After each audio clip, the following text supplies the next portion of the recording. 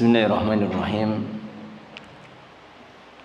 Alhamdulillahirabbil alamin wassalatu wassalamu ala Rasulillah wa ala alihi wa sahbihi wa man tabi'ahum bi ihsan ila yaumiddin. Qira'il hadis. Hendak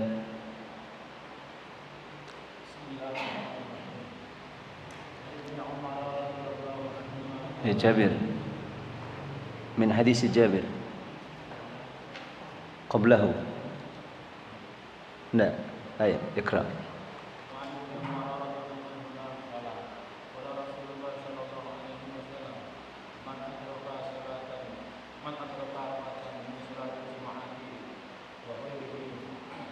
وغيرها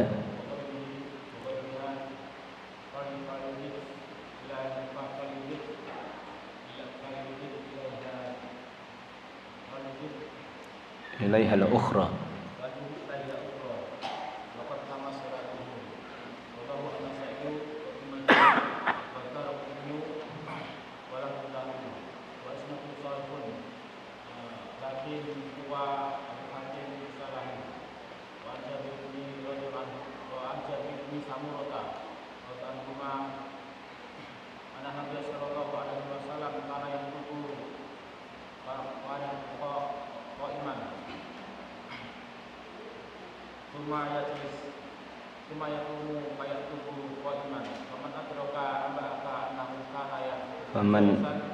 فمن أنبأك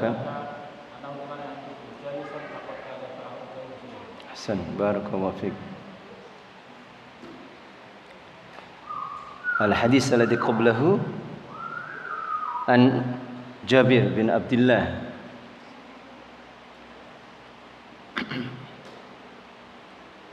طيب.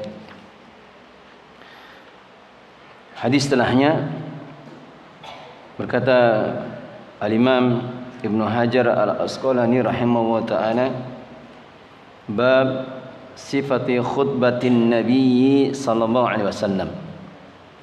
Bab sifat atau kaifiyah tata cara dari khutbahnya Nabi sallallahu alaihi wasallam. Wa an Jabir bin Abdullah, dari Jabir bin Abdullah radhiyallahu anhu qala kana Rasulullah sallallahu alaihi wasallam idza khataba ihmarrat aynahu. Dulu Nabi Rasulullah sallallahu alaihi wasallam idza khataba, jika beliau berkhutbah, ihmarrat aynahu, maka memerah matanya, wa ala sautuhu, dan tinggi suaranya, washtadda ghadabuhu, dan menjadi besar kemarahannya, hatta ka'annahu mundiru jaishin, seakan-akan beliau sedang memperingatkan pasukannya. Yaqulu sabbahakum wa masakum, Hati-hati terhadap musuh di waktu pagi kalian dan di waktu sore kalian. Wa yaqulu amma ba'du.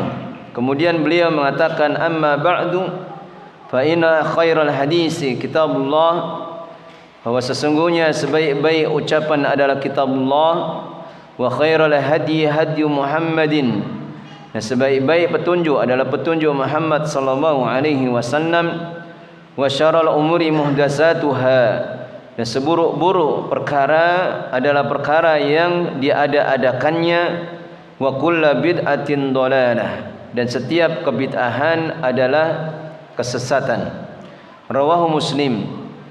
Wa fi riwayatin lahu, yang disebutkan di dalam riwayat Imam Muslim juga, lahu itu artinya riwayat Imam Muslim juga, kanat khutbatun nabiyyi, bahwasanya khutbahnya Nabi sallallahu alaihi wasallam, yaumal jumu'ati, pada hari Jumat, yahmadullaha wa yusni alaihi, Nabi memuji Allah dan menyanjungnya.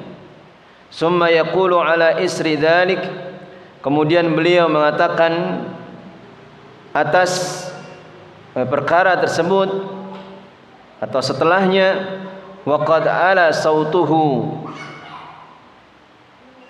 atau ini yang berkata adalah Jabir. Kemudian Jabir mengatakan waqad ala sautuhu, dan sungguh menjadi tinggi suaranya.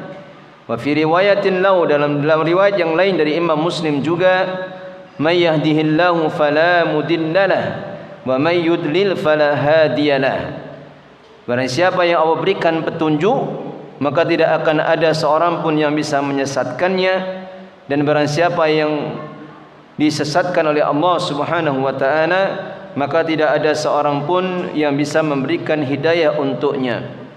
Walin Nasa'i, dan diriwayatkan di dalam riwayat Al-Imam An-Nasa'i, wa kullu bid'atin finnar, dan setiap kebid'ahan itu tempatnya ada di dalam neraka.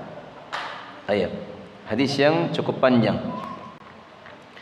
Maka hadis ini, hadis Jabir bin Abdullah radhiyallahu an, dalam riwayat Imam Muslim dan sebagainya di dalam riwayat Al-Imam An-Nasa'i, adalah hadis yang menjelaskan tentang sifat atau kaifiyah, bagaimana keadaan Rasulullah sallallahu alaihi wasallam ketika beliau berkhutbah. Ketika beliau berkhutbah di waktu salat Jum'ah. Maka disebutkan di dalam hadisnya bahwasanya Nabi sallallahu alaihi wasallam dulu kalau beliau berkhutbah maka memerah matanya, tinggi keras suaranya, kemudian menjadi sangat atau menjadi besar kemarahannya. Seakan-akan beliau ka'annahu mundiru jaishin, seakan-akan beliau itu sedang memperingatkan pasukannya. Hati-hati terhadap musuh-musuh kalian di waktu pagi kalian, wa sabbahakum wa masakum, dan juga musuh-musuh kalian di waktu sore-sore kalian. Maka ini keadaan bagaimana Nabi SAW berkhutbah. Karena namanya khutbah itu adalah memberikan tanbih wa tahdir, memberikan perhatian, memberikan peringatan kepada jamaah kaum muslimin. Sehingga apa yang dilakukan oleh seorang khatib ketika dia berkhutbah, maka seyogianya dia berusaha melakukan sebagaimana apa yang dilakukan oleh Nabi sallallahu alaihi wasallam. Bagaimana memanfaatkan waktu berkumpulnya kaum muslimin, apalagi di masjid-masjid kaum muslimin secara umum, yang mereka itu hampir-hampir tidak pernah mendapatkan nasihat kecuali di waktu khutbah Jumat. Sudah tidak pernah mendapatkan nasihat, sudah tidak pernah hadir di majelis ilmu, ketika datang di salat Jumat mendengarkan khutbah, yang khutbahnya kesana kemari tidak jelas, akhirnya tidur. Nah, ini kan tambah apa? Tambah buruk keadaannya. Oleh karena itulah kapan kita punya kesempatan untuk berkhutbah? Nah, nanti yang ada di sini dipersilahkan nanti. Seperti Pak Mas Hadi ini, dipersilahkan beliau untuk khutbah di sini juga. Yang lainnya juga, ya kalau ada kesempatan, kapan seseorang berkhutbah, maka gunakan kesempatan khutbah itu untuk memberikan nasihat, memberikan peringatan, yang terkhusus memberikan manfaat kepada siapa yang memberikan nasihat itu. Kemudian tentunya dimaksudkan untuk memberikan nasihat kepada jamaah kaum muslimin, peringatan kepada untuk bertamasuk dengan al-haq, dengan kitabullah Al-Quran Al-Karim dan sunnah hadis Nabi-Nya sallallahu alaihi wasallam, memberikan peringatan dari perbuatan dosa-dosa dan kemaksiatan, memberikan peringatan dari azab Allah neraka, memberikan peringatan dari hilangnya kenikmatan, musibah dan bencana yang bisa datang kapan saja Allah kehendaki dengan sebab perbuatan dosa-dosa kita. Maka ini gunakan kesempatan untuk memberikan nasihat dan peringatan kepada kaum muslimin. Dan ini memberikan manfaat yang besar, ya, tidak hanya kepada jamaah, akan tapi juga bisa memberikan manfaat yang besar kepada siapa yang mengambil jalan ini. Itu jalan untuk ikut andil berdakwah. Ya, seperti yang belum pernah ini Pak Safaan, ya, mulai itu. Ya, cuma memang kalau yang di bawahnya itu teman-teman sendiri memang bikin keder, ya, bikin ngewel. Mending kalau yang di bawah itu masjid-masjid kaum muslimin secara umum, ya, anggap saja mereka tidak paham dengan apa yang kita punya ilmunya. Nah, cuman kalau yang di bawah itu teman-teman sendiri memang jadi beban besar itu.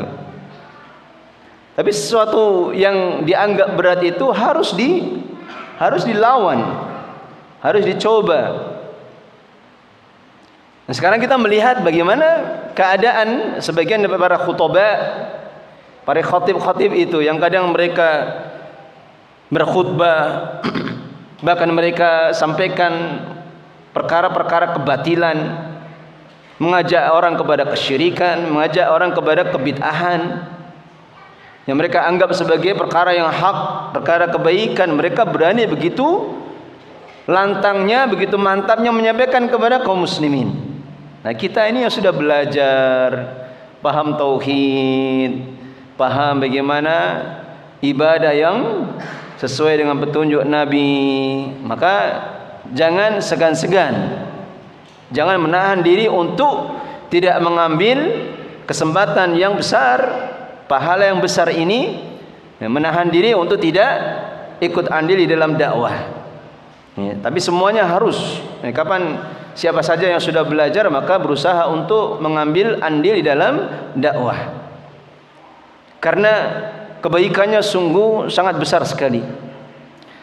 Orang yang mendengarkan nasihat kita, satu orang saja di antara jamaah semuanya, kemudian dia mengikuti nasihat kita, mengamalkannya, maka kita akan mendapatkan pahala yang terus mengalir selama ilmu yang kita sampaikan dia amalkan. Itu baru satu orang, ya. Kalau misalkan dalam masjid yang besar ada puluhan orang yang mereka kita fahamkan masalah tauhid, beriktibar kepada sunnah atau kemungkaran dari amalan-amalan tertentu, kemudian mereka mengamalkan apa yang belum mereka amalkan dan mereka tinggalkan perkara-perkara kemungkaran, maka ini kebaikannya sangat besar sekali. Kemudian dari sisi yang lainnya, dari sisi kita, ini salah satu cara bagaimana Allah Subhanahu wa taala memperbaiki keadaan kita. Karena kapan seorang ini sudah berani menasihati orang lain, maka akan menjadikan sebab tergeraknya dia untuk berusaha memperbaiki dirinya terlebih dahulu. Ini faedah yang besar sekali, yang bisa jadi tidak akan didapatkan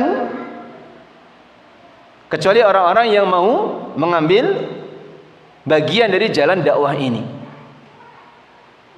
Kalau kita punya ilmu, punya faedah, maka sampaikan semampunya.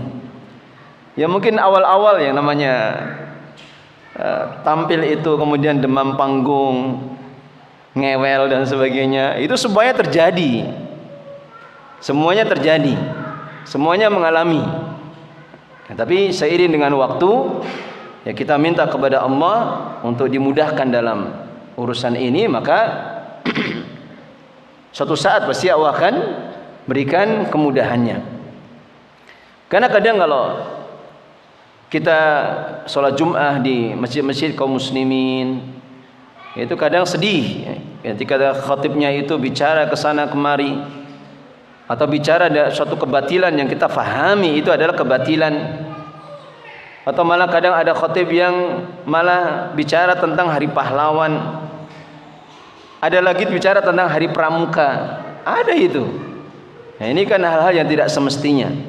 Karena kesempatan kaum muslimin berkumpul, waktunya mereka mendapatkan nasihat yang bermanfaat dan peringatan yang menggugah hati mereka. Baik. Kemudian kemudian Nabi SAW mengatakan, amma ba'du, adapun setelahnya, fa inna khairal hadisi kitabullah, maka sesungguhnya sebaik-baik hadis atau ucapan itu adalah kitabullah, Al-Quran Al-Karim. Dan Al-Quran Al-Karim adalah kalamullah, ucapan Allah Subhanahu wa ta'ala. Maka di dalam hadis ini Nabi SAW hendak memberikan tanbih kepada kita, nasihat kepada kita untuk senantiasa berusaha mengagungkan setiap yang diagungkan oleh Allah, diagungkan oleh Rasulnya SAW, ketika beliau mengatakan inna khairal hadisi kitabullah, sungguhnya sebaik-baik ucapan adalah kitabullah, Al-Quran Al-Karim.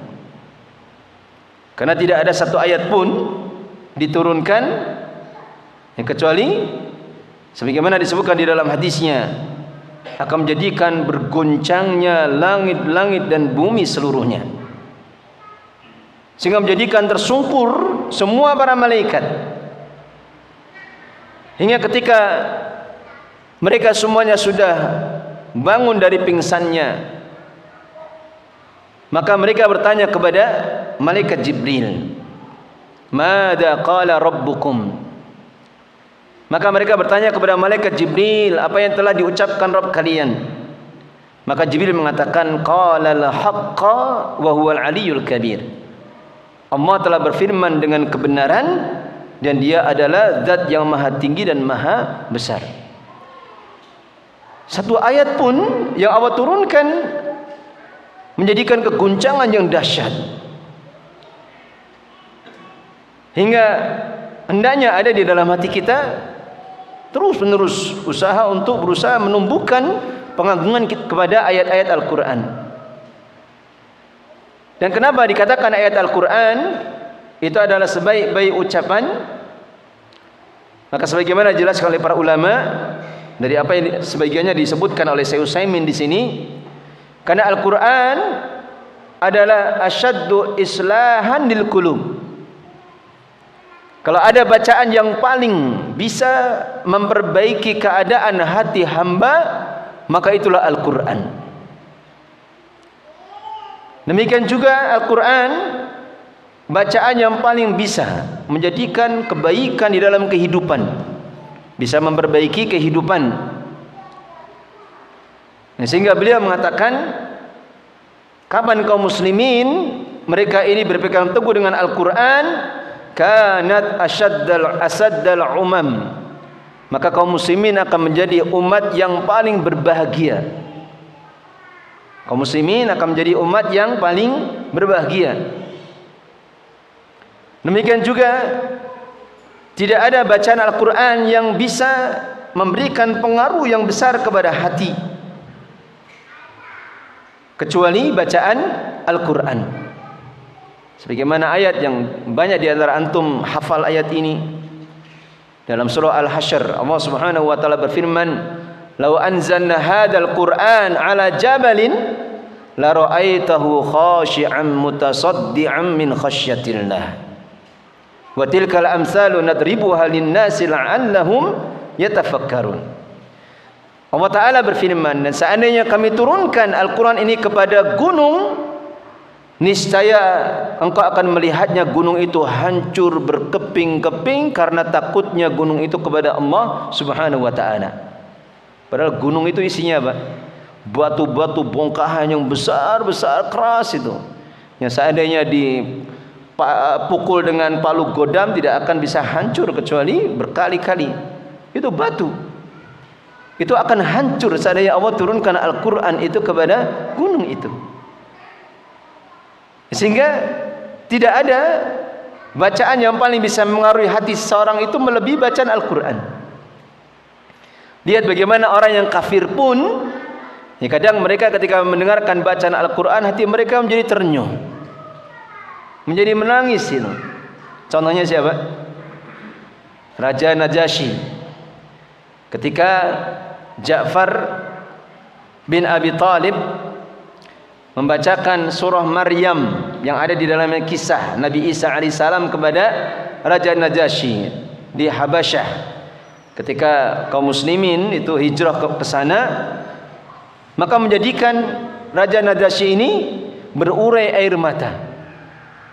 Padahal beliau belum menjadi seorang muslim. Sebagaimana disebutkan di dalam surah Al-Maidah. Allah Ta'ala berfirman, yang ketika dibacakan kepada mereka ayat-ayat Allah, maka menjadikan air mata mereka berlinang ketika mendengarnya. Maka tidak ada bacaan yang paling memberikan pengaruh, memberikan asar kepada hati melebihi bacaan Al-Quran. Sehingga kebalikannya bagaimana? Orang yang paling sengsara berarti orang yang paling jauh dari Al-Quran. Orang yang paling merugi dunia dan akhirat, orang yang paling jauh dari Al-Quran. Karena dengan Al-Quran semuanya menjadi sesuatu yang dimuliakan oleh Allah Subhanahu wa taala dibandingkan perkara-perkara yang lainnya. Malaikat yang paling mulia siapa? Malaikat Jibril. Kenapa paling mulia? Karena menurunkan Al-Quran. Sebagaimana beliau juga menurunkan wahyu-wahyu dari kitab-kitab sebelumnya. Demikian juga Rasul yang paling mulia siapa? Rasul kita Muhammad SAW. Kenapa? Karena Al-Quran turun kepada beliau. Bulan apa yang paling mulia? Bulan Ramadan. Karena di dalamnya turun pertama kali Al-Quran. Demikian juga malam yang paling mulia adalah malam Lailatul Qadar. Karena di malam itulah awal pertama kali turunnya Al-Quran. Sehingga kalau dikatakan turunnya Al-Quran pada tanggal berapa? 17 Ramadan ya. 17 Ramadan itu diperselisihkan oleh para ulama. Termasuk penetapan Isra Mi'raj 27 Rajab itu lebih banyak salahnya. Kebanyakan para ulama mengingkarinya. Maka semuanya menjadi mulia. Ya, termasuk orang yang senantiasa berusaha mengagungkan Al-Quran, berusaha menghafalkannya, mentadaburinya, mengamalkannya, pasti janji Allah itu berlaku. Allah akan jadikan dia sebagai hamba yang paling mulia. Di antara hamba-hamba yang lain Allah akan muliakan dibandingkan dengan hamba-hamba yang lain. Dan ini hendaknya menjadi sesuatu yang semakin menggugah kita untuk mencintai Al-Quran. Jangan sia-siakan waktu. Jangan buang-buang waktu untuk hal-hal yang tidak bermanfaat. Apalagi di zaman sekarang ini godaannya lebih berat. Dulu di zaman para ulama tidak ada Android, tidak ada internet. Sekarang ini godaan kita lebih berat lagi. Pegang Android bisa berjam-jam itu, tidak terasa. Coba menghafal Al-Quran, sebentar sudah jenuh, malal, bosan. Ini memang sesuatu yang tidak akan mungkin ketika Allah menjadikan kemuliaan di dalam sesuatu itu demikian mudahnya kita akan bisa meraihnya. Pasti akan sulit untuk meraihnya. Dan ini sesuatu yang harus berusaha kita yakini, kita perjuangkan, kita usahakan. Tidak ada namanya orang yang tidak punya waktu untuk menghafal Quran, itu tidak ada. Kalau ada alasan, wah saya sibuk bisnis lah, tidak ada waktu untuk menghafal Quran, tidak ada waktu untuk majlis ta'lim, tidak ada. Kapan dia mengucapkan seperti itu, maka Allah justru akan membenarkan persangkaannya. Dibuat apa? Dibuat sibuk sudah. Habis waktunya. Sehingga hari terus berlalu tanpa ada Allah Subhanahu wa taala memperbaiki keadaan hatinya. Tanpa Allah menambah ilmunya, menambah ketakwaannya. Karena semuanya itu berada di atas persangkaan kita. Kata Allah Subhanahu wa taala, "Ana inda dhanni 'abdi bi." Disebutkan di dalam hadis qudsi, aku itu berada pada persangkaan hambaku itu kepadaku. Ya, kalau kita berprasangka baik kepada Allah, ini Al-Quran, masa kalau semuanya tidak bisa dihafalkan, paling tidak separuhnya saya harus bisa menghafalkan. Ya, kalau kita berprasangka baik seperti ini, pasti terjadi. Asal apa? Persangkaan baik itu diiringi dengan mujahadah, diiringi dengan kesungguhan. Jangan sekedar persangkaan baik tapi tidak ada kesungguhan, tidak ada mujahadah, ya tidak Allah mudahkan. Atau misalkan tidak separuhnya, sudah sepertiganya saja, atau seperempatnya saja, terus demikian ini.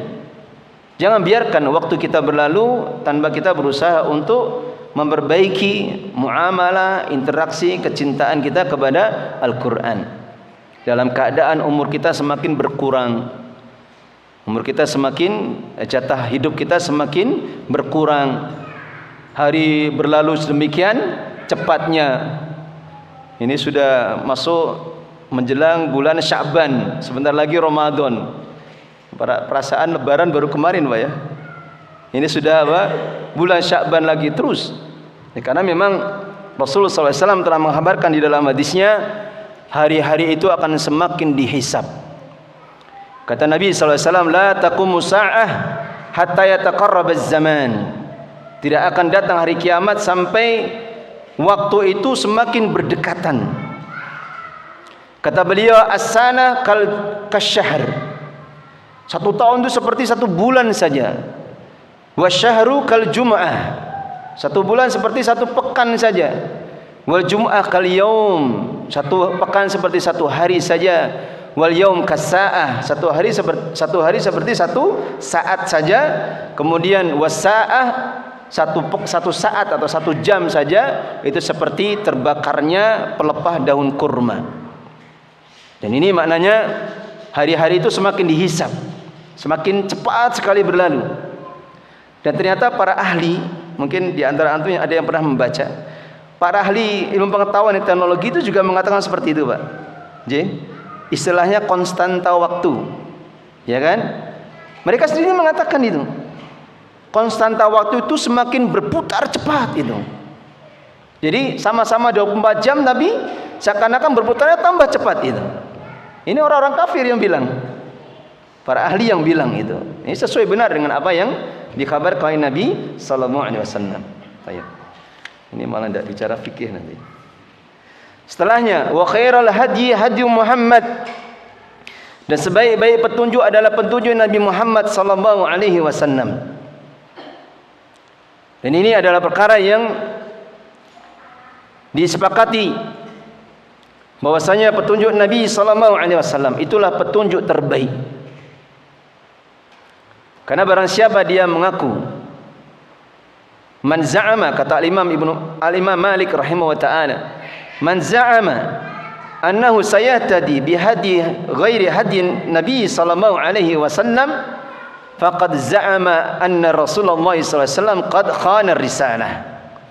Barang siapa yang dia menyangka dia bisa mendapatkan petunjuk dari selain petunjuk Nabi sallallahu alaihi wasallam, maka sungguh dia telah menuduh bahwasanya Rasulullah SAW itu telah mengkhianati risalah. Maka tidak ada petunjuk yang terbaik kecuali petunjuk Nabi sallallahu alaihi wasallam.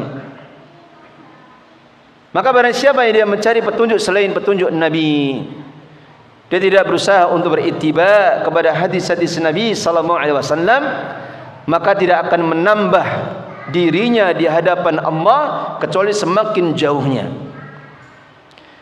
Barang siapa yang menganggap ada amalan-amalan yang bisa mendapatkan pahala, mendekatkan dirinya kepada Allah, padahal itu adalah perkara yang tidak dituntunkan oleh Nabi sallallahu alaihi wasallam, maka tidak akan menambah semakin apa? tidak akan menambah baginya, kecuali akan semakin bertambah kemurkaan Allah kepadanya. Dalam keadaan orang-orang yang senang melakukan kebid'ahan, baik dalam masalah i'tiqad, keyakinan, masalah amalan-amalan ibadah, kebanyakan mereka menyangka bahwasanya mereka berada di atas kebaikan. Yang kadang mereka mengatakan, saya itu kalau ikut majelis zikir Ustadz Fulan, hati menjadi apa? Terenyuh, mata menangis. Ya, sedangkan kita bisa jadi kadang susah sekali menangis.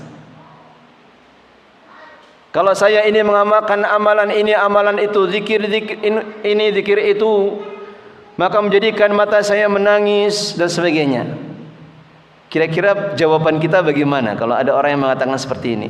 Kok antum mengatakan itu amalan kebid'ahan? Padahal bisa apa? Melembutkan hati-hati kami, menjadikan bercucuran air mata kami. Kira-kira kita menjawabnya bagaimana? Bahwa syaitan telah menghias-hiasi amalan mereka. Syaitan telah menghias-hiasi, menjadikan indah keyakinan, i'tiqad, amalan-amalan mereka, sehingga mereka akan semakin terus-menerus berada di atas jalan syaitan dan tidak berada di atas petunjuk Nabi sallallahu alaihi wasallam. Dan ini memang hal yang mungkin terjadi. Jangankan kaum muslimin, orang kafir pun kalau mereka berdoa di gereja bisa menangis, bisa menangis. Mereka beribadah di sinagog orang-orang Yahudi itu bisa menangis, di tembok ratapan yang kalau di video itu bisa menangis mereka itu. Tapi apakah kemudian kita katakan mereka berada di atas kebenaran? Ya kan, tentu saja tidak akan mungkin kita akan mengatakan seperti itu. Maka itulah syaitan. Syaitan yang menghias-hiasi amalan mereka, keyakinan mereka, sehingga mereka senang, merasa nyaman. Meskipun sebetulnya sebagaimana faedah yang sudah kita sebutkan pada pembahasan yang kemarin, tidak ada ceritanya itu. Orang yang beramal tapi tidak di atas dalil itu diberikan keyakinan yang kuat. Tidak ada ceritanya. Baik keyakinan mereka atau amalan-amalan ibadah mereka, maka tidak ada ceritanya mereka akan yakin betul dengan amalannya. Tidak akan.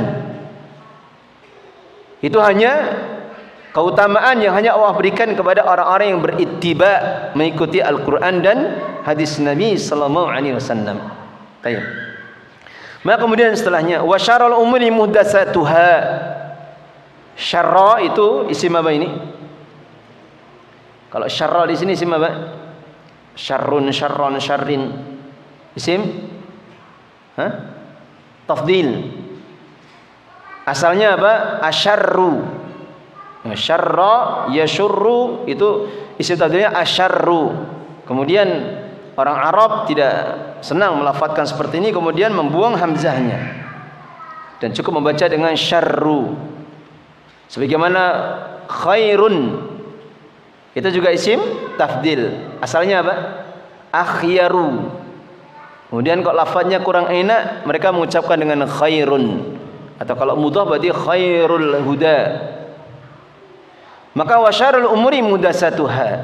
Seburuk-buruk perkara adalah perkara-perkara yang diada-adakan.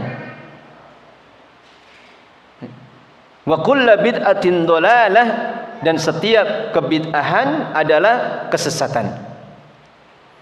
Dan sudah berlalu berulang-ulang penjelasannya.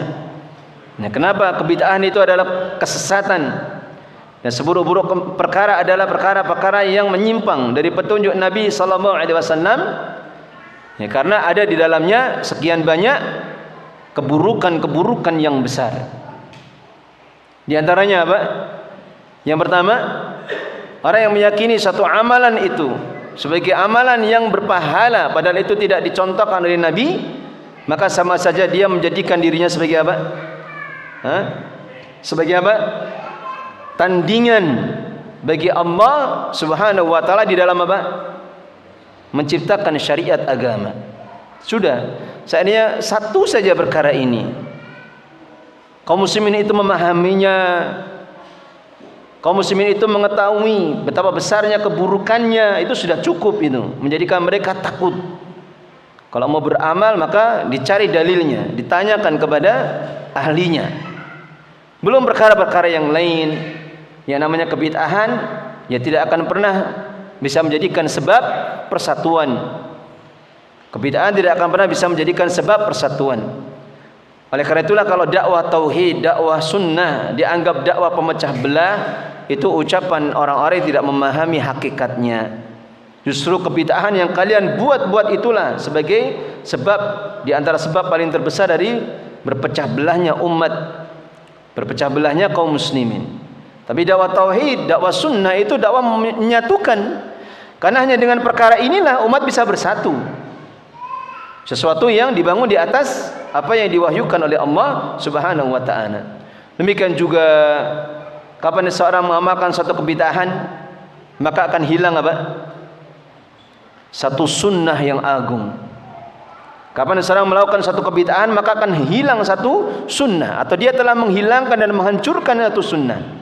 Demikian juga kalau dia melakukan kebid'ahan, maka dia akan menganggap Rasulullah itu bagaimana? Telah mengkhianati risalah kenabiannya. Baik. Rawahu Muslim. Kemudian fi riwayatin lau, dalam riwayat yang lain dari Imam Muslim juga, kanat khutbatun Nabi, bahwasanya khutbahnya Nabi sallallahu alaihi wasallam yaumal jum'ah, pada hari Jum'ah, yahmadullaha wa yusni alaihi. Nabi itu senantiasa memuji Allah dan menyanjungnya. Jadi mengucapkan innal hamdalillah atau alhamdulillah. Summa yaqulu ala isri dzalik. Kemudian Nabi mengucapkan di atas hal itu, wa qad ala sautuhu, atau perawi di sini mengucapkan setelahnya, wa qad ala sautuhu, dan sungguh meninggi suaranya. Wa fi riwayatin lahu, dalam riwayat yang lain, may yahdihillahu fala mudilla lahu wa may yudlil fala hadiyalah. Baik. Ada faedah dari Syekh Utsaimin rahimahullah taala, apakah ketika khutbah harus senantiasa tinggi suaranya terus? Maka seperti ini tidak di atas kemutlakannya. Tidak kemudian kencang terus, nanti yang dengarkan capek malahan. Berat itu. Tinggi itu yang penting apa yang kita nasihatkan bisa memberikan tanbih, peringatan itu. Hingga suatu saat kalau misalkan di dalam penjelasannya itu memang tidak mengharuskan tinggi, biasa saja, maka tidak ada masalah. Tidak mengharuskan harus tinggi terus, bagaimana apa yang disebutkan zahir dari hadis ini. Akan tapi penting kiranya diperhatikan tujuan dari apa yang dilakukan oleh Rasulullah SAW adalah agar kaum muslimin itu mendapatkan peringatan. Kemudian may yahdillahu fala mudillalah. Barang siapa yang Allah berikan petunjuk, maka tidak ada seorang pun yang bisa menyesatkannya. Kapan Allah memberikan petunjuk, maka tidak akan ada yang bisa menyesatkannya. Kalau ucapan Nabi ini kita pahami tidak ada iskal, tidak ada permasalahan. Kalau Allah hendak memberikan petunjuk kepada seorang hamba, maka tidak akan ada seorang pun yang bisa menyesatkannya. Hanya saja apa? Hikmah Allah menetapkan bahwasanya petunjuk itu hanya akan bisa didapatkan dengan cara apa? Petunjuk hanya bisa didapatkan dengan cara mencarinya. Meskipun Allah berkuasa itu, Allah menjadikan seorang itu berilmu, bertauhid, berittiba'u sunnah, maka ini Allah berkuasa. Tapi hikmah Allah menetapkan kapan seseorang tidak berusaha mencari petunjuk, ya Allah tidak akan berikan petunjuk. Orang kafir misalkan, ya kalau dia tidak mau memikirkan agamanya, akidahnya, membandingkan dengan akidah yang benar, akidahnya kaum muslimin, ya selamanya Allah tidak akan berikan petunjuk. Meskipun Allah berkuasa juga, suatu saat kemudian Allah tunjukkan kebesaran, kekuasaan Allah, kemudian menjadikan mereka mendapatkan petunjuk karenanya. Dan sungguh kisah seperti ini banyak sekali, dan kisah-kisah yang mengagumkan itu. Ada yang mendapatkan petunjuk untuk bisa masuk ke dalam Islam hanya karena apa? Masalah sujud. Ada orang Rusia itu, dia itu punya sakit kepala berat, dan dia itu kalau sujud baru ringan itu. Subhanallah. Akhirnya masuk Islam. Terus yang lebih mengagumkan lagi, seorang profesor, doktor peneliti, seorang wanita di negara barat sana, tepatnya di Prancis kalau tidak salah. Itu juga masuk Islam gara-gara sujud. Kenapa? Karena dia seorang ahli neurologi, ahli apa? Saraf. Itu ternyata meneliti ada rongga-rongga tertentu di otak kita yang tidak bisa mendapatkan suplai darah kecuali ketika seorang itu sujud. Subhanallah. Sehingga ketika dia mendapati seperti ini, mendapati orang-orang kaum muslimin kok mereka sholatnya sujud, masuk Islam. Ya mungkin bisa jadi ya dia sebetulnya sudah banyak bertanya-tanya, mengkaji, kita tidak tahu ya. Tapi dengan cara itu Allah bisa memberikan sebab hidayah. Ada lagi yang bisa masuk Islam gara-gara air, seperti peneliti Jepang, siapa namanya itu? Dia meneliti air itu, ternyata dia bisa berubah karakter bentuknya ketika dibesarkan dengan mikroskop yang super canggih, sehingga membentuk suatu rangkaian atau istilahnya komposisi yang berbeda-beda ketika mendapatkan suara yang berbeda-beda. Kalau dia disebutkan kalimat thayyibah, bismillah, Allahu akbar, maka dia akan tampak indah. Tapi kalau distylekan musik rock itu, dia akan menyeramkan itu. Masuk Islam gara-gara air. Terus demikian banyak sekali kisah-kisah yang mengagumkan. Baik. Kemudian wa may yudlil fala hadiyalah.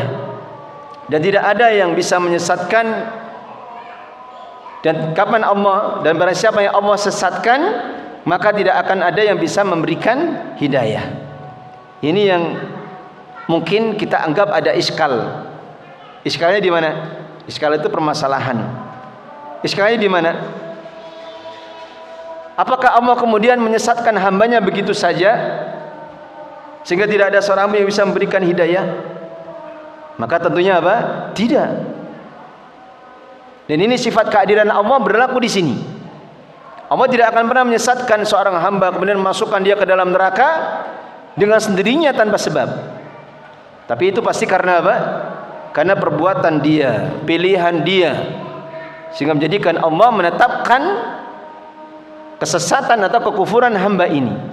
Nah, kalau ini hikmah Allah berlaku, keadilan Allah berlaku. Kalau yang pertama tadi tidak mengharuskan. Kalau Allah sayang sama hambanya, meskipun dia tidak mencari, maka Allah akan berikan hidayah kepadanya. Yang dulu mungkin tadinya ketua gangster, tato tangannya di mana-mana, bisa masuk Islam. Kisahnya teramat banyak. Tapi yang kedua ini ada iskal. Dan kita jawab, Allah tidak akan bisa Allah tidak akan menyesatkan hambanya kecuali karena sebab. Nah, sebab itulah yang dipilih oleh hamba itu sendiri. Walin Nasa'i, diriwayatkan dalam Imam Nasa'i, wa kullu dhalalatin finnar.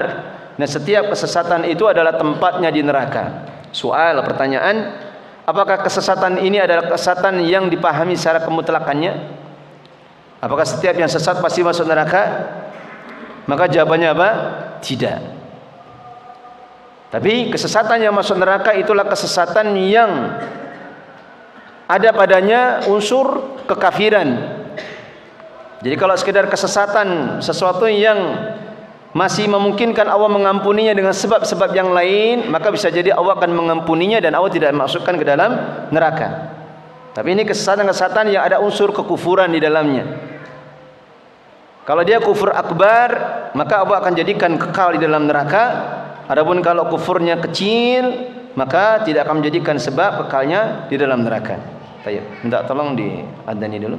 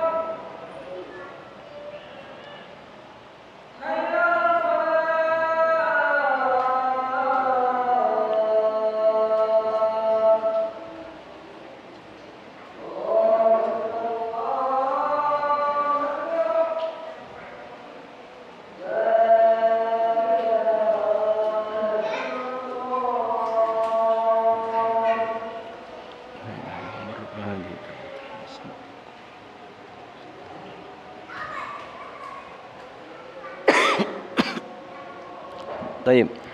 Kemudian faedah dari sisi fikih. Yang pertama tentang hukmu khutbatil jum'ah. Hukum khutbah Jum'ah. Maka jumhur, kebanyakan para ulama mengatakan annaha syartun li sihhatil jum'ah. Bahwasanya khutbah Jumat itu syarat sahnya salat Jum'ah. Tapi dalam masalah ini para ulama tidak bersepakat. Artinya tidak ada ijma'. Karena sebagian para ulama mengatakan bahwasanya khutbah Jum'ah itu hukumnya sunnah saja. Sebagian para ulama mengatakan hukumnya sunnah. Ini pendapat Hasan Al-Basri, Ibnu Sirin, Dawud, Ibnu Hazm, Al-Imam Juwaini, Abdul Malik Al-Maliki, Imam Malik dalam satu riwayat. Kemudian dipilih juga oleh Al-Imam Asy-Syaukani. Mereka mengatakan khutbah Jumat itu hukumnya sunnah. Baru tahu kita ya, karena kita menganggapnya itu mungkin tadinya ijma'. Tapi jumhur, kebanyakan para ulama mengatakan itu syartun li sihhati sholatil Jum'ah, syarat dari sahnya salat Jum'ah. Karena mereka berdalilkan dengan keumuman dari hadis Nabi sallallahu alaihi wasallam bahwasanya beliau bersabda, "Shallu kama ra'aitumuni usolli." Salatlah kalian sebagaimana kalian melihat aku salat. Sehingga ketika Nabi itu senantiasa dawam itu senantiasa berkhutbah, maka kebanyakan para ulama mengatakan khutbah itu kalau begitu adalah syarat sahnya salat Jum'ah.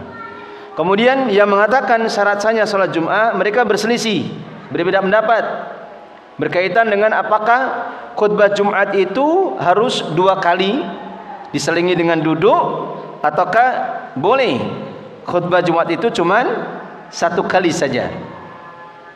Cuman meskipun para ulama ada yang berbeda pendapat, jangan sekali-kali menyengaja suruh khutbah di masjid kaum muslimin terus khutbahnya 1 kali, bingung nanti malah. Wah, ini aliran apa lagi? Ini apa? Mazhab mana lagi? Maka dikatakan yang berpendapat 2 kali khutbah itu Imam Ahmad. Masyhur dalam pendapat beliau, di dalam madhab beliau Al-Imam Asy-Syafi'i. Kemudian yang berpendapat boleh dilakukan 1 kali khutbah itu Imam Malik, Al-Auza'i, Ishaq, Abu Thawr, Ibnul Mundir, dan juga para ulama Ahlur Ra'yi, dan juga Imam Ahmad dalam riwayat yang lain. Baik. Kemudian yang setelahnya, bagaimana hukum bacaan alhamdu wassana'u 'ala Allahi fil khutbah? Apa hukum bacaan pujian innal hamdalillah dan seterusnya, atau alhamdulillahi rabbil alamin dan seterusnya, pujian-pujian kepada Allah Subhanahu wa taala? Maka para ulama juga berpendapat di dalam masalah ini. Nanti akan kita dapatkan faidah berulang itu. Kalau di kalangan para ulama Syafi'iyah, Hambaliyah, maka mereka mengatakan itu adalah rukun khutbah. Ini adalah apa? Rukun khutbah. Dan mereka berdalilkan sama dengan apa yang kita sebutkan tadi, mudawamatun nabi, senantiasa Nabi melakukannya di dalam khutbahnya, dan itu menunjukkan sesuatu yang tidak boleh ditinggalkan, karena itu adalah salah satu dari rukun dari dari khutbah Jumat. Kemudian kalau begitu madhab yang sisanya siapa yang tidak mengatakan itu rukun? Madhab al-Imam Abu Hanifah dan Imam Malik.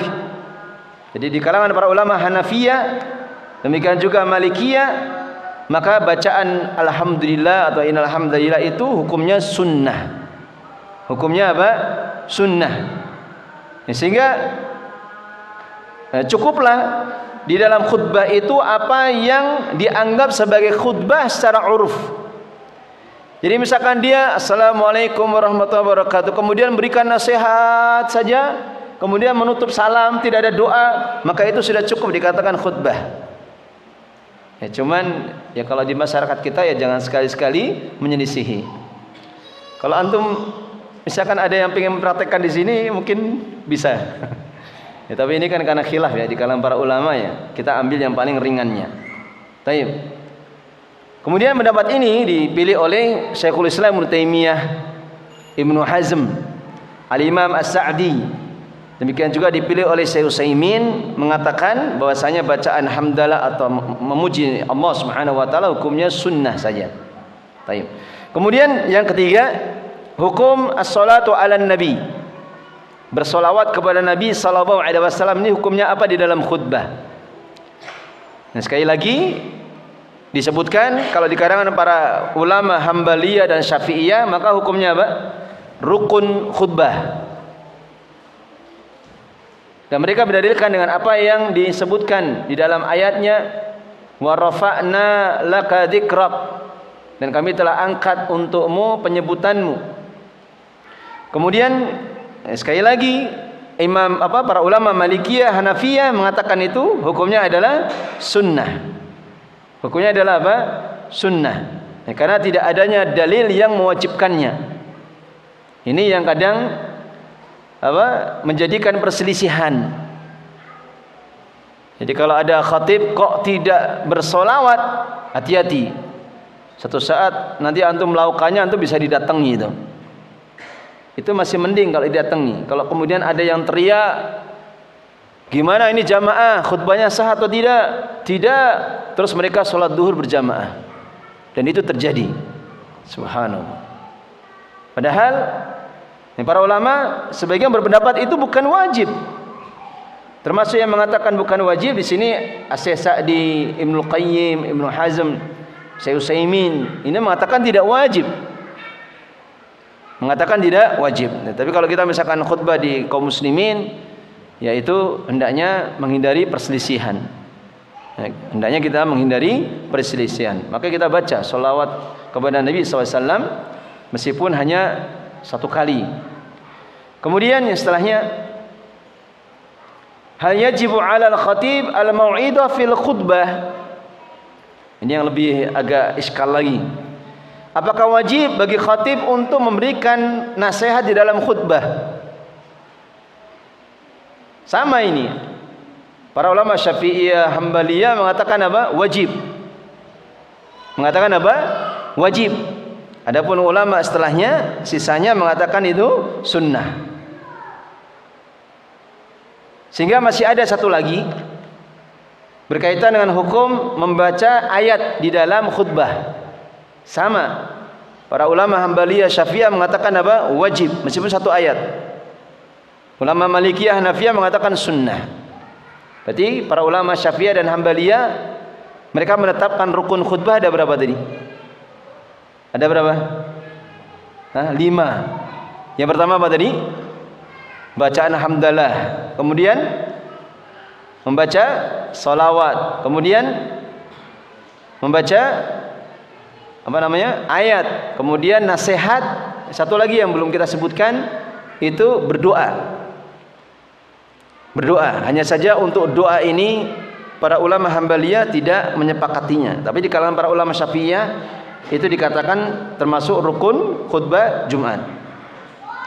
Ini 5 perkara ini yang dipahami oleh kebanyakan kaum muslimin, itu mereka memahami itu sebagai rukun khutbah Jumat. Ada di salah satu masjid di pelabuhan itu ditulis di situ, ditulis di laminating, ditempelkan di mimbar. Jadi rukun khutbah demikian itu. Ada seperti itu. Biar apa? Kita tidak menyelisihinya. Ya kita ikuti saja, itu hal yang mudah. Itu hal yang mudah untuk dilakukan. Baik. Kemudian setelahnya rafus saut fil khutbah, mengangkat suara ketika khutbah. Maka disebutkan oleh Imam Ibnu Qudamah itu hukumnya sunnah. Itu hukumnya sunnah. Sebagaimana dijelaskan pula oleh Al-Imam An-Nawawi, Al-Imam Asy-Syaukani, "Annahu yustahabu lil khatib ayafkhama amral khutbah." Disunahkan bagi khatib untuk mengeraskan atau menandaskan khutbahnya. Kemudian setelahnya ini yang mungkin bisa kita jadikan sebagai faidah ya. Hal tushtaratu at-taharatu lil khutbah. Apakah suci dari hadas itu adalah syarat untuk berkhutbah? Paham ini? Misal apa? Di tengah-tengah khutbah antum hadas, buang angin misalkan. Ya kalau disebutkan oleh Al-Imam Asy-Syafi'i di dalam pendapat beliau yang baru, karena yang pendapat lama itu berbeda. Di dalam pendapat beliau yang baru, demikian juga salah satu riwayat dari pendapat Imam Ahmad bahwasanya sucinya khatib untuk berkhutbah itu hukumnya wajib. Hukumnya apa? Wajib. Cuma nanti jadi repot ya.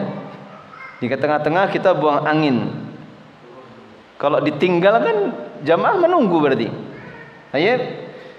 Kemudian riwayat yang lain mengatakan, ada riwayat Imam Ahmad juga dalam riwayat yang lain mengatakan beliau meralat.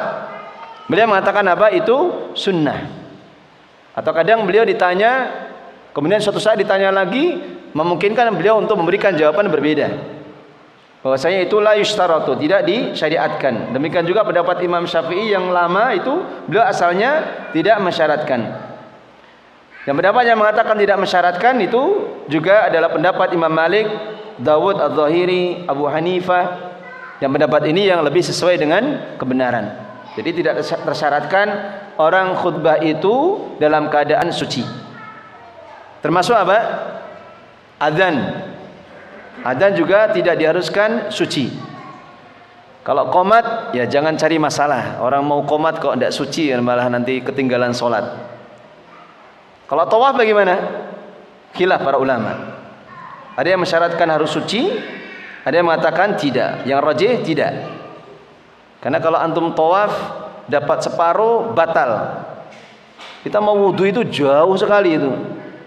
Kadang karena malas saja kita wudu di air zam-zam. Jadi di belakang pojok tembok itu ada air zam-zam yang modelnya kayak wastafel gitu. Ya kita naikkan kaki kita kalau mencuci kaki itu. Karena kalau toiletnya itu jauh sana. Di apa? Di belakang. Ini yang rajih apa? Tawaf tidak mengharuskan suci. Jadi kalau misalkan di tengah-tengah batal, antum tidak perlu bingung, sudah teruskan. Coba ketika mau sholat 2 rakaat di belakang makam Ibrahim, ya harus wudu lagi. Baik. Baik, sampai di sini. Mungkin ada pertanyaan sebelum saya tutup. Boleh di permasalahan yang lain, tidak harus dalam permasalahan khutbah. Fadhal.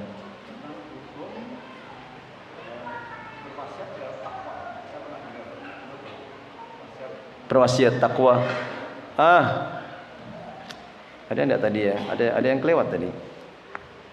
Bagaimana hukum berwasiat untuk takwa? Mungkin mauidhah itu, Pak. Yang dimaksud mauidhah tadi. Mauidhah itu mungkin maksudnya yang dimaksud di sini wasiat untuk bertakwa, ittaqullah gitu ya. Maka sebagian tadi mengatakan itu rukun, dan sebagian mengatakan bukan rukun. Baik. Ada yang lain? Saya kok lupa terus pertanyaan jenengan yang terakhir itu. Kadang sudah catat itu kok malah jadi lupa. Cuman belum saya cari masalahnya. Insyaallah nanti kalau ingat. Masalah hukum membaca bismillah di awal at-taubah itu hukumnya apa gitu ya. Ada yang lain? Fadhal.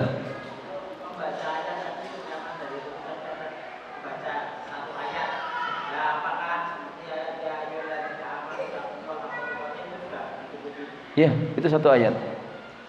Karena kalau yang dijelaskan sebagian ulama tadi, mungkin kita assalamualaikum, berikan nasihat 5-10 menit, kemudian ditutup, selesai. Itu sudah dianggap secara uruf sebagai khutbah dan itu sudah sah. Ini bagi para ulama yang tidak mensyaratkan adanya beberapa rukun-rukun khutbah tadi. Ya, tapi kalau di zaman sekarang ya kita cari amannya, cari selamatnya, karena banyak yang tidak paham tentang masalah ini, sehingga mereka bisa menghukumi sesuatu yang kadang mereka tidak paham. Pernah itu siapa? Salah satu ikhwan yang cerita didatangi. Jadi khutbah selesai, sholat didatangi. Kok tadi tidak ada selawatnya, Ustaz? Repot kan gitu. Ya kalau tidak tahu ilmunya, bingung kita mau jelaskan gimana. Ya kalau kita tidak tahu seperti ini kan bisa dijelaskan. Seandainya kita lupa bersolawat, ada orang yang bertanya seperti itu, ya sampaikan saja. Para ulama beri pendapat dalam masalah ini. Ada yang lain? Mana? Ahsan. Saya tidak tahu ini jadikan bab tersendiri atau tidak. Ini yang kadang suka ditanyakan, apakah ada sunnah bagi makmum atau jamaah ketika khatib duduk di antara dua khutbah. Nanti akan ada penjelasan itu berkaitan kapan seseorang itu wajib untuk diam. Maka jamaah hanya wajib untuk diam ketika apa? Khatib berkhutbah. Sehingga nanti akan ada penjelasan di hadis setelahnya. Kapan khatibnya tidak sedang berkhutbah, seperti di antara dua khutbah, duduk di antara dua khutbah, maka seperti ini tidak mengapa. Ketika memang ada hajah untuk berbicara. Misalkan ada anak-anak ribut di belakang itu anak-anak itu tenang itu dibolehkan. Cuman khawatirnya kalau kita lakukan sekarang ini jadi rame nanti. Nanti dianggap wah bapaknya ini tidak paham ini. Kok malah teriak-teriak, malah batal nanti salat Jumatnya atau pahalanya jadi rusak dan sebagainya. Itu ada. Kemudian apakah ada sunnah-sunnah tertentu di antara itu? Maka yang pernah saya dapatkan faedahnya itu tidak ada. Sehingga kapan seorang mengatakan bahwasanya doa di antara dua khutbah itu adalah waktu yang mustajabah, maka dia harus mendatangkan dalil. Karena ternyata tidak ada dalil yang sahih yang menyebutkan keutamaan ini. Sehingga bagaimana keadaan makmum dalam keadaan seperti itu? Apa yang harus dilakukan? Maka boleh melakukan hal-hal yang bermanfaat. Ya, seperti apa? Berzikir. Atau seandainya dia berdoa di waktu itu dibolehkan juga. Hanya saja tidak boleh meyakini itu bagian dari sesuatu yang disunnahkan di waktu itu. Jadi kalau mau berdoa boleh, tapi tidak boleh meyakini itu bagian dari sunnah Nabi, karena Nabi tidak mengajarkannya. Ada yang lain? Cukup ya. Semoga apa yang kita kaji bermanfaat. Akhiru da'wana walhamdulillahirabbil alamin. Wassalatu wassalamu alhamdulillahi wa subhanaka Allahumma bihamdika asyhadu an la ilaha illa anta astaghfiruka wa atubu ilaik.